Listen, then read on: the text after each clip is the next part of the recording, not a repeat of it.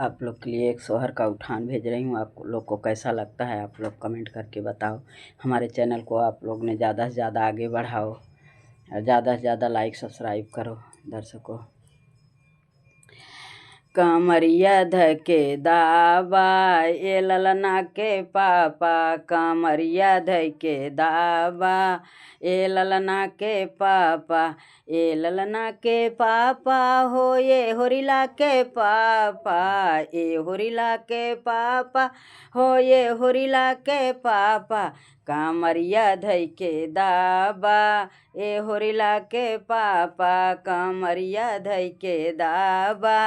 ए ललना के पापा।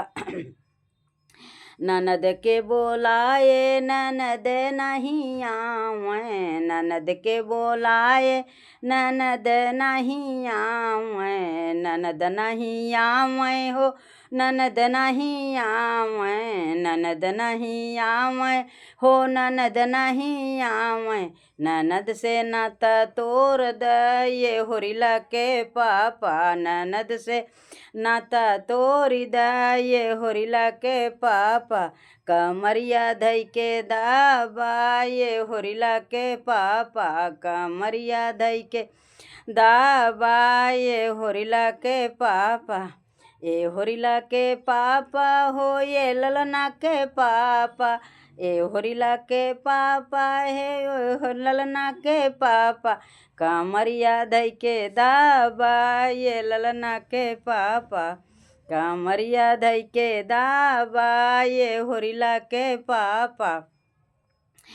न सास के बोलाए सास नहीं आवे, सास के बोलाए सास नहीं आवे, सासू से नाता तोड़ी द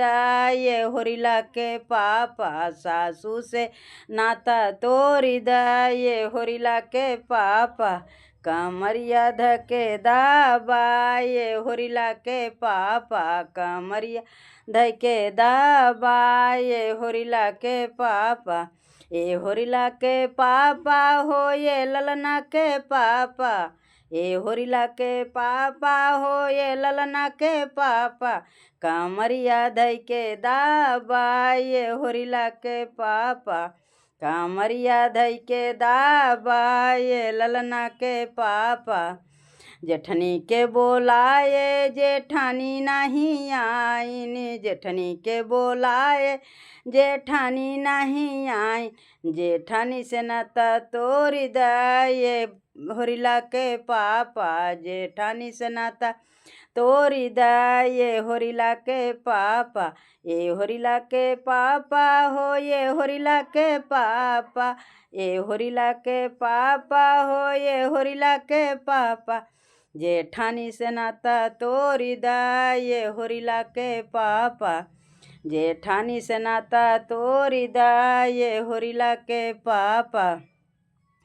कमरिया धके दाबा ये होरिला के पापा, कमरिया धके दाबा ये होरिला के पापा, कमरिया देवर के बोलाए देवर नहीं आयन, देवर के बोलाए देवर नहीं आयन, देवर नहीं आयन, देवर नहीं आयन, देवर के बोलाए देवर नहीं आयन, देवर से नाता तोड़ी द ए होरिला के पापा, देवर से नाता तोड़ी द ए होरिला के पापा, देवर से नाता तोड़ी द ए होरिला के पापा, देवर से नाता तोड़ी द ये होरिला के पापा, कमरिया धके दाबा ए होरिला के पापा,